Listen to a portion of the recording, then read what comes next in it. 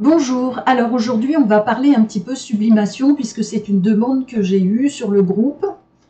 Donc je vais vous montrer de A à Z comment je sublime un mug. Alors aujourd'hui je vais utiliser Canva Workspace avec le kit Print to Cut. Habituellement j'utilise Inkscape, mais vous utilisez le logiciel de retouche d'image que vous connaissez le mieux. Je vais aller chercher mon fichier donc de gabarit de mug.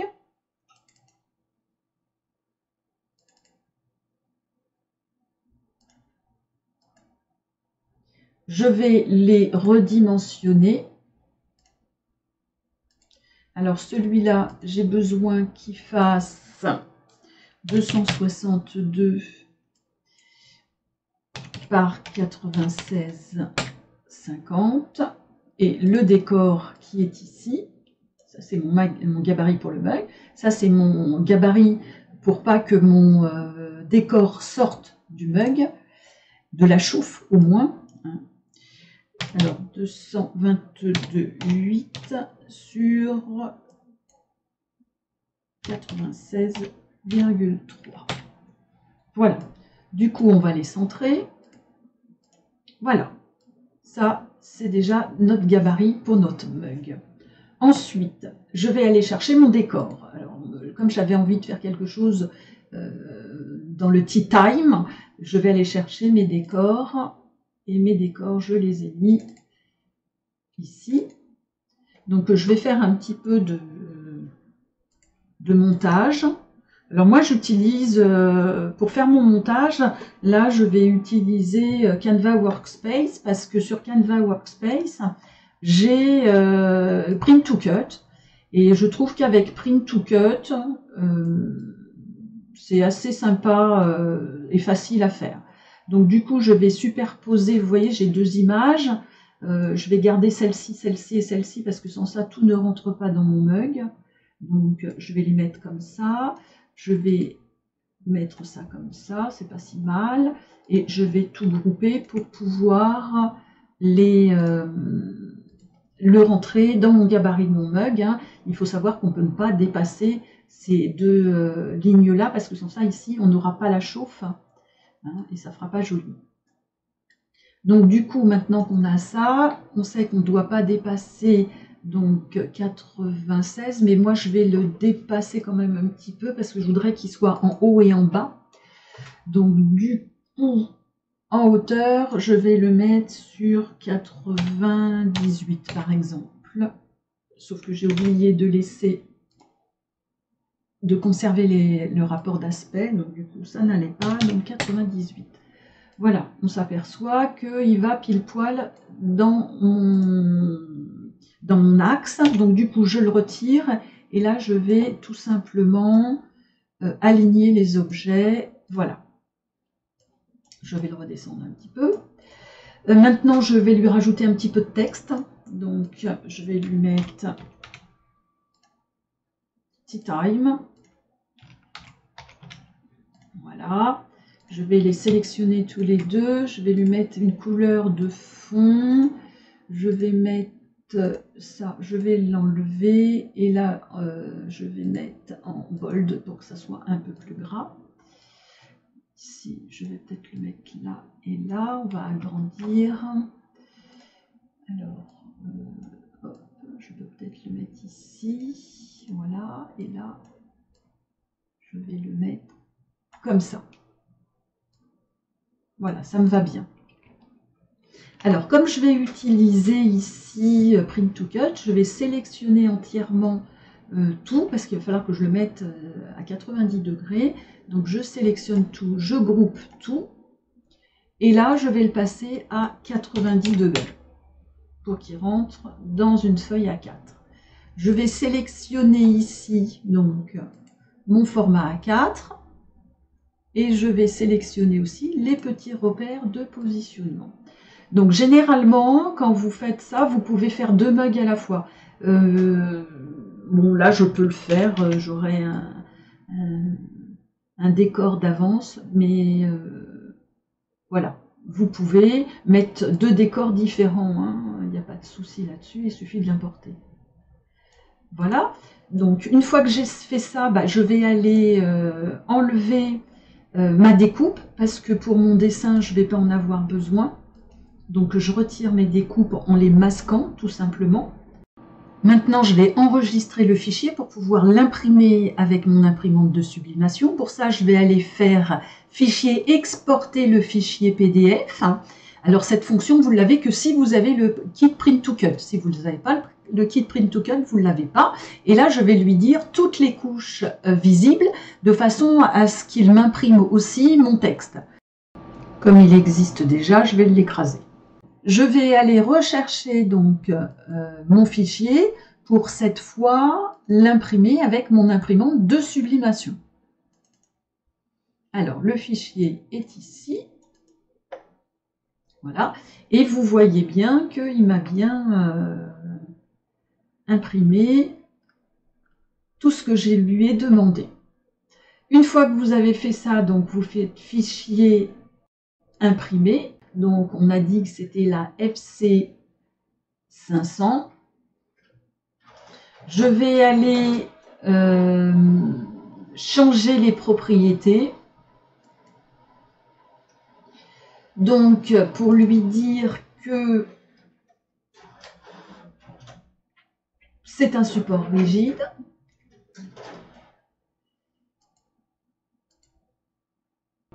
Que c'est le bac à feuilles.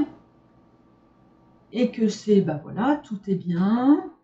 Donc du coup, je vais faire un aperçu avant l'impression. Alors par contre, on voit que là, le papier n'est pas dans le bon sens. Donc on va changer, on va le mettre en portrait, voilà. Et du coup, maintenant, je lui demande de l'imprimer, puisque tous les paramètres ont l'air d'être OK.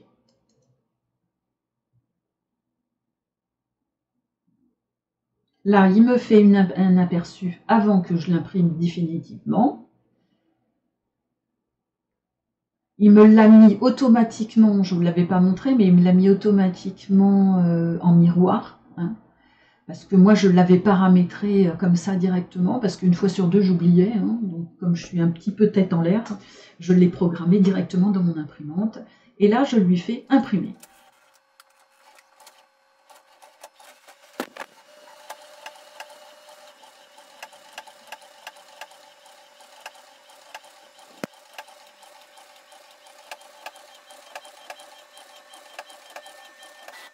Alors ne vous inquiétez pas si l'impression sort plus fade que celle que vous aviez à l'écran, c'est tout à fait normal. L'encre va se réactiver au contact de la chaleur. Donc maintenant je vais passer à la découpe. Alors par contre je vais masquer Tea Time parce que sans ça il va me le découper ou me le tracer. J'en ai pas besoin, donc je vais l'enlever. Je vais enlever aussi les images parce que j'en ai pas besoin. Voilà. Et voilà. Et maintenant, je vais l'envoyer donc à la ScanCut. Donc, je fais fichier, exporter. Et moi, je l'exporte via le Wi-Fi. Et on passe tout de suite à la découpe. J'ai mis ma feuille sur mon tapis. Donc, j'utilise le tapis standard. Je vais aller rechercher donc mes données sur Internet, puisque moi, je l'ai envoyé sur Internet. Je lui mets OK. Et comme on utilise le kit Print to Cut, on a des petits logos qui nous indiquent la façon dont on doit mettre la feuille sur le tapis. Et le petit logo, la barre doit être sur le haut. Je vous mettrai en haut ici, j'avais fait une présentation sur le kit Print to Cut, je vous mettrai le lien. Comme ça, vous verrez, c'est vraiment un kit qui est très très bien et qui vaut pas extrêmement cher. Et franchement, si vous pouvez l'acheter, vous permettre de mettre, je sais plus, c'est 40 ou 50 €. Franchement, ça vaut le coup, parce que ça facilite pas mal les choses. Donc du coup, je fais OK. Là, tout est bon. Je fais sélectionner la découpe. Je vais mettre vitesse de découpe, je vais le mettre sur 5, il n'y a rien de particulier. Il ne faut pas oublier d'enlever la demi-coupe si vous l'aviez. Et je lui fais marche. Donc intentionnellement, j'y ai demandé d'en couper qu'un sur les deux. Donc, parce que l'autre, je le réserve dans une autre vidéo. Hein, donc là, il va faire la découpe tout seul. Et j'ai pas besoin de lui demander de découper, de mettre de jouer avec ma découpe sur le dessin, puisque lui le sait automatiquement avec les repères. Voilà, la découpe est très rapide. Je fais enlever le tapis et je vais aller chercher donc mon gabarit de mon mug.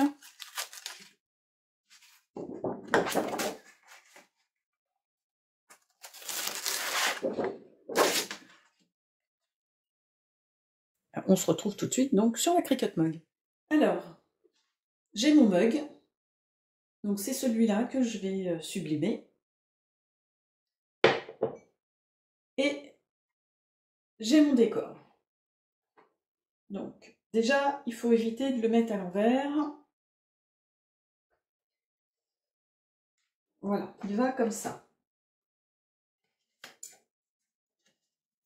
Donc les gabarits tombe pile poil. Voilà, une fois que c'est fait, on met un petit morceau de scotch pour bien le tenir fermé.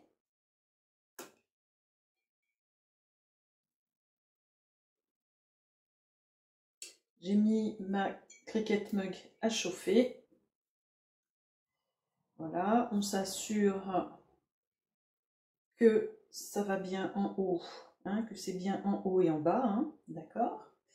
Alors, il est préconisé de remettre plusieurs couches de papier pour éviter que ça brûle. Moi, j'ai un petit support en silicone, donc moi je mets mon petit support en silicone dessus, comme ça, et je le rentre comme ça dans ma machine. Donc la machine vient de biper, donc je vais pouvoir y mettre mon mug. J'ajuste bien mon silicone. Et je mets le mug comme ça. Et je ferme. Et la machine va s'enclencher directement sans qu'on ait besoin de régler ni la température ni le temps. Et elle bipera une fois qu'elle aura fini. Alors, il y a 5 LED qui s'affichent ici. Quand les 5 LED seront allumés, la machine va sonner et le mug sera prêt.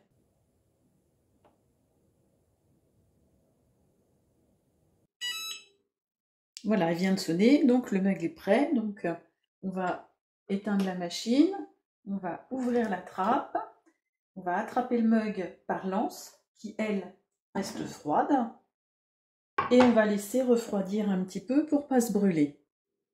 Une fois que c'est un petit peu refroidi, on peut retirer les petits scotch, et voilà, notre visuel est bien sur notre mug.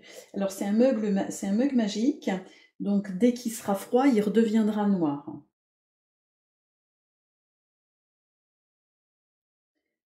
Et quand il est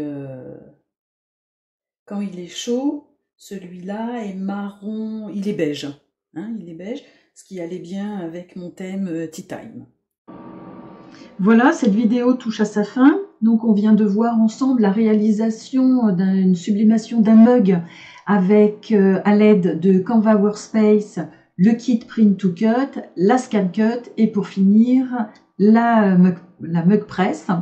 Donc j'espère que j'ai été claire et que ça vous donnera des ailes pour réaliser vos projets. Je vous souhaite une bonne journée. Je vous dis à très vite. On se retrouve très vite et si cette vidéo vous a plu, n'hésitez pas à liker et à vous abonner.